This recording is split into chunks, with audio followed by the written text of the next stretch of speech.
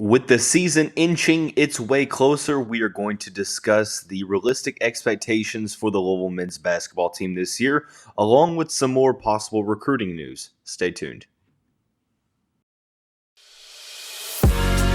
You are Locked On Louisville, your daily podcast on the Louisville Cardinals. Part of the Locked On Podcast Network, your team every day.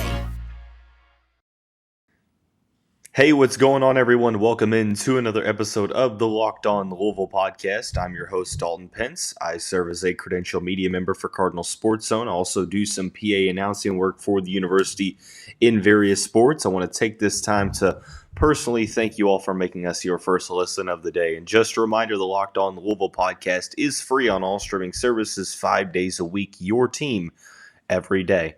With the season still a couple months away, it seems like it's been kind of the topic of discussion for the past couple months. I'm going to answer that question personally in terms of what are the realistic expectations for the Louisville men's basketball team in year one under head coach Kenny Payne.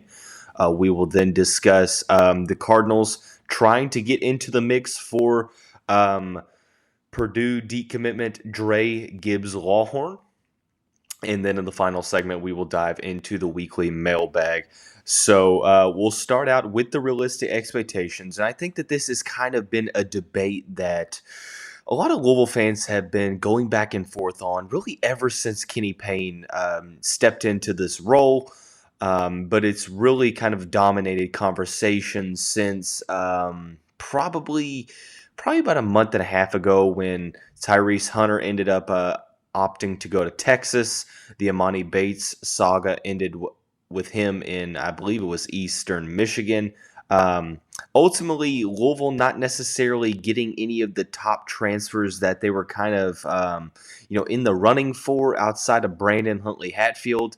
And, to make a long story short, there's a good portion of the fan base that really is a little concerned because of the scholarship numbers that we have filled for this upcoming season. And then there's another side of the fan base that is, basically operating under the lines of let's just see how it plays out.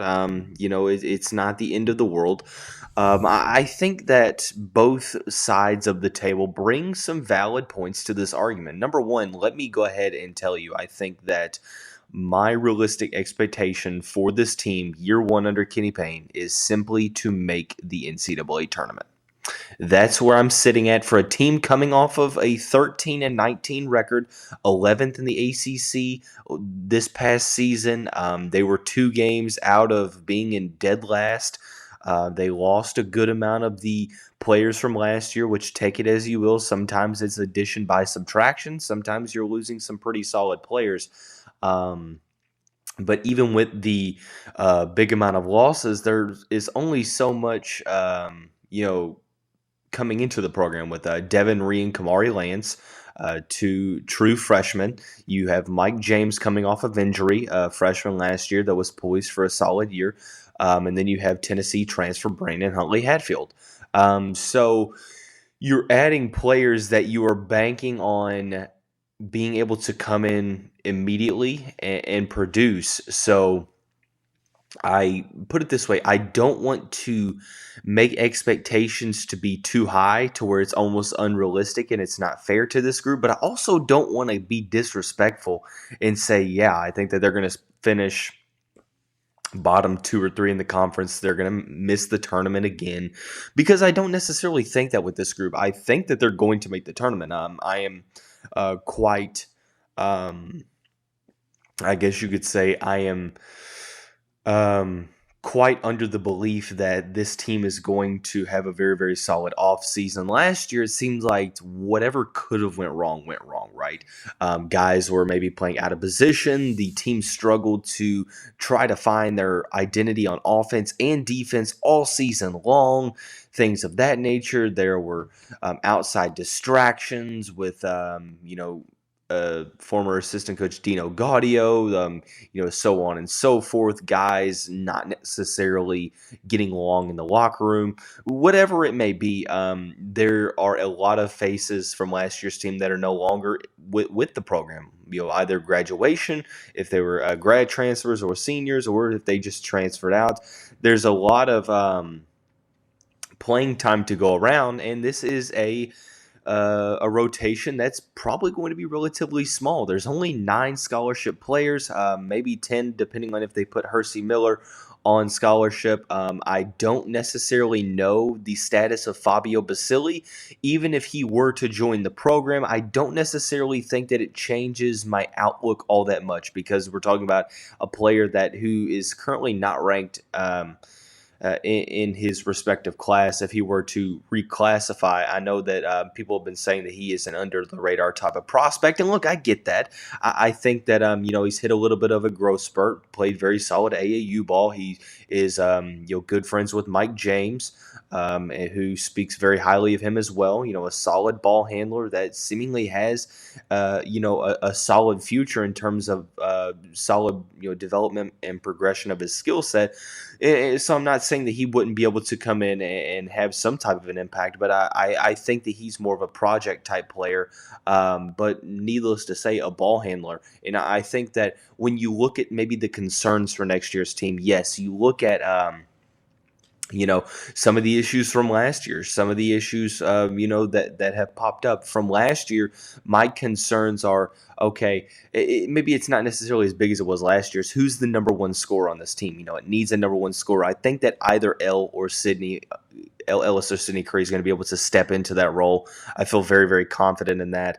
I like to think that Kenny Payne's going to have a little bit more of a structure offensively and defensively, especially when you talk about Danny Manning and Nolan Smith being on the staff as well. Very, very solid in terms of player development. So I feel confident in a solid offseason of work where guys are getting better, and we're getting a little bit more structured on both sides of the ball, to where that might have taken away some of the losses last year. Maybe we're sitting at 500.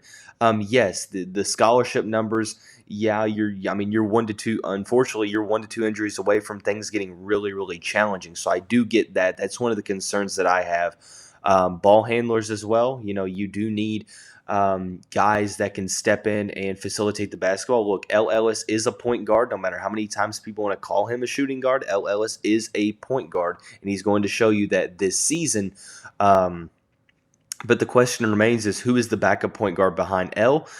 Just because you can handle the ball does not necessarily make you a point guard. So I'm interested to see if Kenny Payne there's essentially, in my opinion, 2 ways you can go about that. Maybe you have guys that are pretty solid at facilitating, like Devin Ree, like Kamari Lands. Maybe they come in. Mike James is another player that I think that could maybe spend some time at the 1.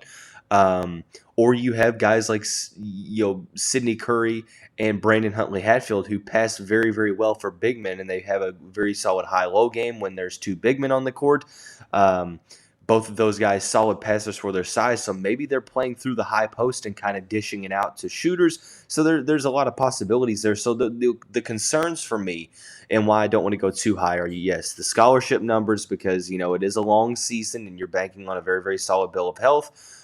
You're also banking on these, a lot of these guys developing pretty substantially heading into the season to definitely be able to take that next step.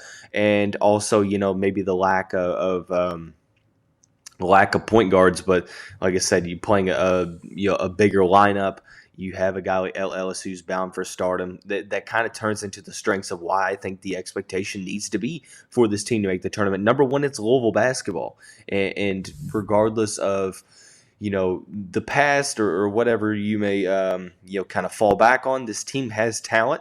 L. Ellis and Sidney Curry are 2 all-ACC caliber players. They have a year of high Power 5 Division I basketball under their belts. I'm very, very excited for them. I'm excited for a year of instruction and coaching for Jae'Lyn Withers, because I think that the talent is there. If you can get him back to close to redshirt freshman level, or maybe even beyond, I mean, we're talking about a completely different basketball team if Jae'Lyn Withers is the player that he was the year prior.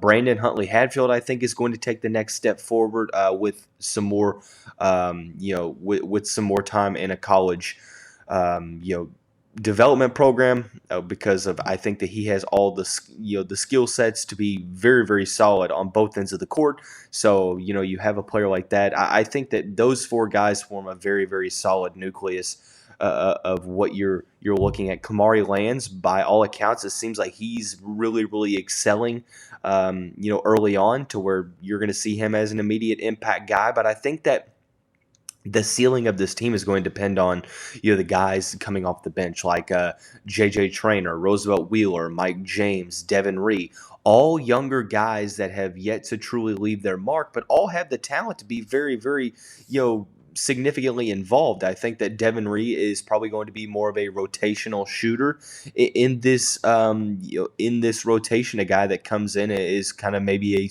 a secondary or tertiary ball handler or a spot up shooter from the corner. You have Mike James, who I feel like the sky is the ceiling. He just got cleared. He is coming off of a Achilles injury, which is one of the more tricky injuries in sports, but nonetheless very talented. And then you have two big men in J.J. Traynor and Roosevelt Wheeler, who I think that if you're looking to get developed on both ends of the court as a big man, Kenny Payne and Danny Manning are definitely the duo to get you to where you want to be. So ultimately, I think that getting to the tournament is the realistic expectation.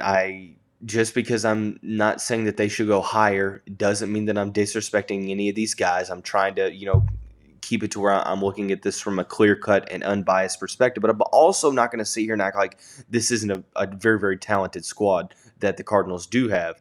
And despite, maybe some of the concerns, I still think that they're going to get to the NCAA tournament. So, obviously, we will continue to talk about basketball throughout, not as much as we get closer to September, simply due to the fact that football will be in the full swing of things. But obviously, with any big news, we will discuss. So, moving right along, a recent 4-star decommitment from a Power 5 program has been reached out to by the Louisville Cardinals. We will discuss what Dra Gibbs-Lawhorn could bring to the Cardinals program and the possibility of him joining the program in the 23 class here in just a second, after we talk about our friends over at LinkedIn.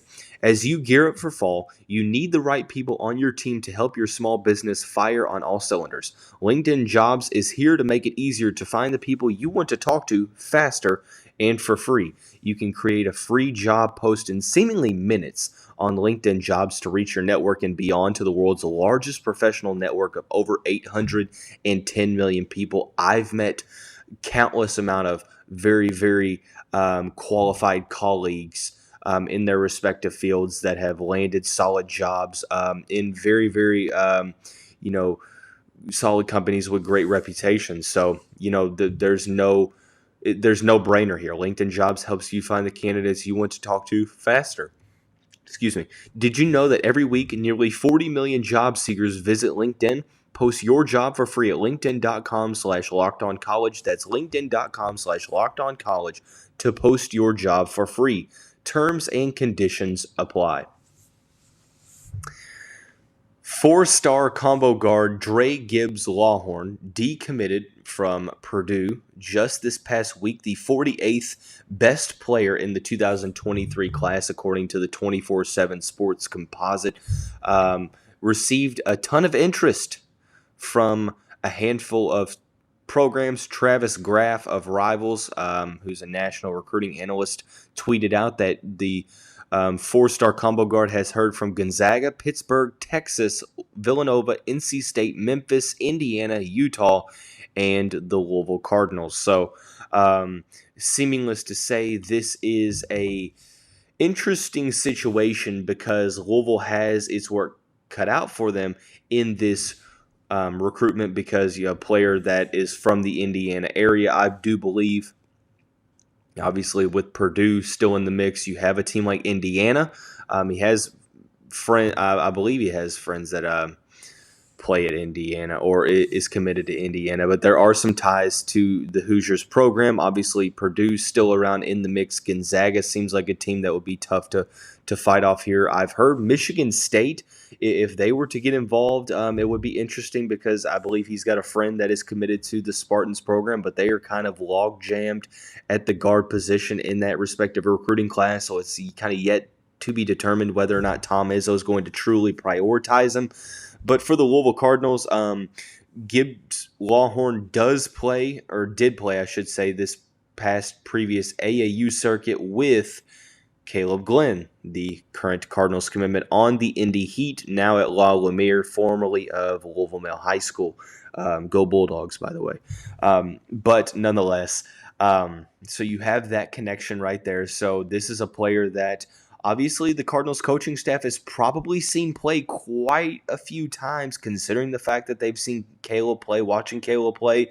So, it would make sense here if Louisville was interested that they would, reach out pretty quickly because they've seen him play quite a ton. So this is one of those instances that it really shouldn't surprise you at all that the Cardinals are interested because, number one, guard play. Hey, this program is going to need guards after next year.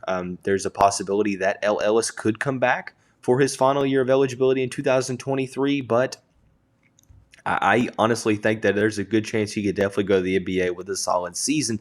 But nonetheless, outside of that, you're still looking to add more guards. In the 2023 class, you have one commitment right now. That's Kaleb Glenn. He is obviously a small forward, but Gibbs-Lawhorn listed as a combo guard, 6'1", 165. The main thing that impresses me about him is his ability to penetrate toward the basket and finish around the rim. That's something that I have been very, very impressed with in terms of watching him in highlight tapes and on film and watching the Indy Heat play in person, is the fact that he does a great job of getting to the rack. He plays bigger than 6'1" because of how well he is able to absorb contact and still finish through contact. And that's something that, he is able to create separation with solid ball handling. Has a very kind of low-key change of pace to where it's almost like a twitchy move to where he's able to accelerate and decelerate kind of very quickly but subtly as well, but it creates separation and it allows him to get into the lane. He's quick, does a very, very good job of adjusting after absorbing the contact and finishing, making some tough shots. Also has a very crisp handle to where he's able to, be able to work it into creating his own jump shot. Does a good job of, catch and shoot off the dribble, creating his own shot from the outside. And also has shown flashes of being a solid facilitator as well. I think that at this point he's probably more so a scorer, but definitely has the tendencies of being a solid facilitator. Will need to add some more weight at the next level, being 6'1", 165 pounds. So could be a little bit trouble, defensively speaking. But I think that that's kind of the least of my concerns for Gibbs-Lawhorn. Just overall solid in all facets of the offensive half court.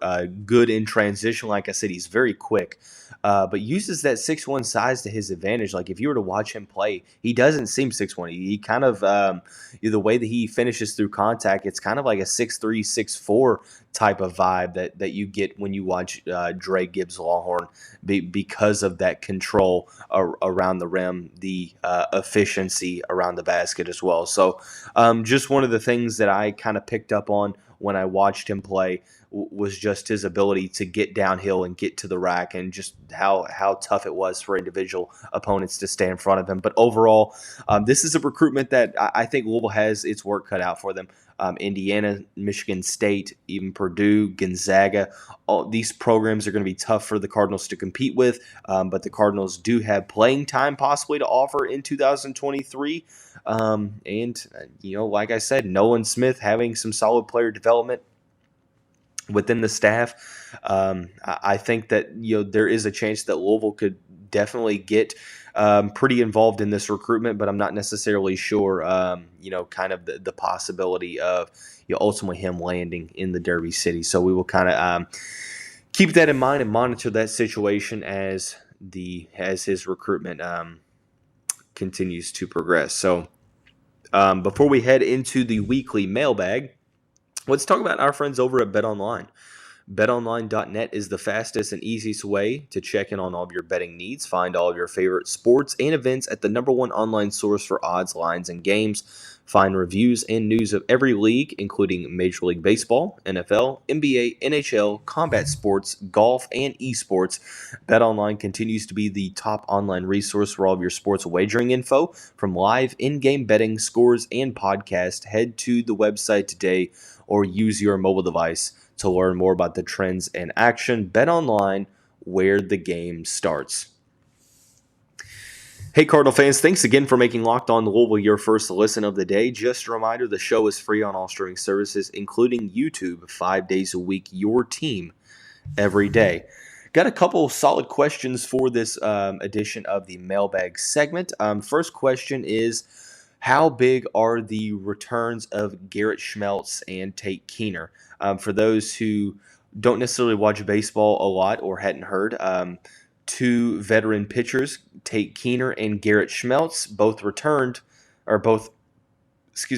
announced over the past week that they would be returning to the Cardinals program for the 2023 season, which is big news. Keener was one of the biggest bullpen arms for the Cardinals. Garrett Schmeltz was also in the pen, started some games in the postseason. Both of those guys, veteran arms that Dan McDonough relied upon a lot. So needless to say, it is a huge piece of news that both of these guys are back. Not only the fact that one of these guys are back, both of these guys are back. So you have that consistency, you have the reliable arms. Whether or not that McDonough looks to go to Keener or Schmeltz for the starting rotation next year. I know that Keener was the Friday night starter to start the year, struggled and got placed into the bullpen where he was very solid. And then Schmeltz kind of went back and forth, was a long reliever type of guy, started some games, pitched very well in some opportunities in regional play.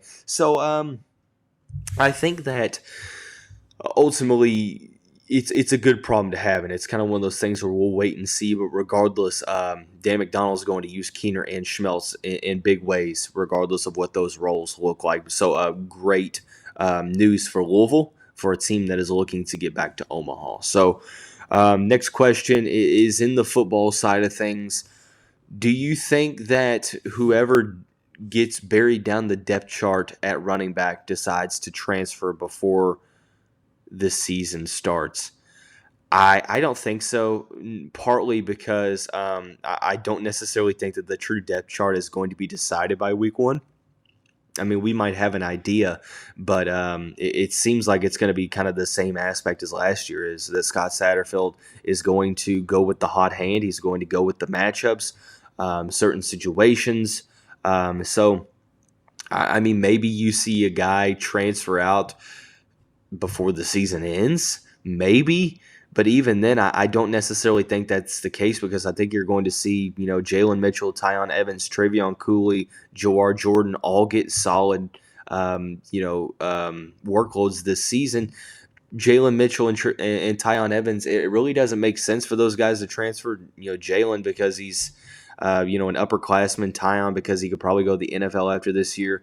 Maybe Travion Cooley or Joar Jordan, but I think that both of those guys are going to get solid, amounts of work this year too, to where it's like what is the incentive to transfer before the season ends with the one-time transfer opportunity? I mean, maybe if you want to keep your red shirt, but I don't know why either of those guys would want to do that, considering that they both get a COVID season. And Joar Jordan, has already maybe. I guess I didn't think about it. Maybe Joar Jordan would have to apply for a waiver, possibly, because he transferred already. I don't know how that works, so I don't necessarily think that we're going to see any of the running backs transfer. Last question. Which of the freshman wide receivers do you think make the biggest impact this season and why? So essentially, there are three of them: Chris Bell, Chance Morrow, and Devon Mortimer. Mortimer's status is still kind of in the balance. We don't necessarily know whether or not he's going to be here for the season, so I don't want to speculate there. So honestly, I think if he were to if he were to come to campus and be a part of this team this year, like he is a decent amount behind in terms of being with the team and everything. So realistically speaking, it may take a while for him to see the field. So I'm probably going to go with Chris Bell here. I think that Chance Morrow has got to add a little bit more weight to his frame. He does have good size to where he could be a red zone target. But I think that Chris Bell, I mean, in the pictures that I've seen, he looks absolutely. He looks jacked. Like he looks like buffed up. So the frame is there, and his film is very, very impressive. The rankings kind of don't necessarily match up to the film and to the offers that he received kind of toward late signing day. So I think that he could be a guy that kind of steps in and plays a role kind of similar to Seth Dawkins did throughout his Louisville career. So I'm going to go Chris Bell here. Yeah. But that's going to be all the time we have for the mailbag segment. I'd like to get some more questions so I could kind of answer some more. So you can definitely hit me up in my personal Twitter and in the graphic below. The Locked On Louisville Twitter page is at @LO_Louisville. Thanks again for making us your first listen of the day. Be sure to check out Locked On ACC. No better way to get your conference news than checking out that podcast hosted by Candace Cooper on whatever streaming service you use. But that's going to wrap up this Monday edition of the show. Everyone have a great day. We will see you right back here